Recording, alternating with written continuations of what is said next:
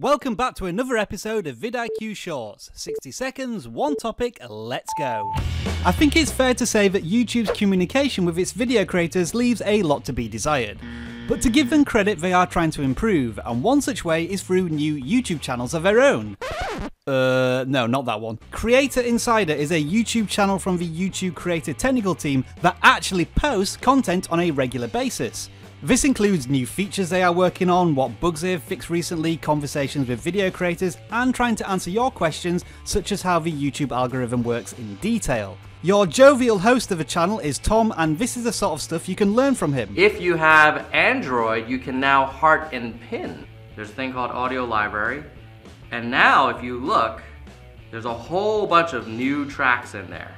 Big update to the monetization classifier. If you're a video creator, it's definitely worth subscribing to, as they do read and respond to comments, and since we've spread the word about Creator Insider, we're hoping they'll give us a shout out in their next video.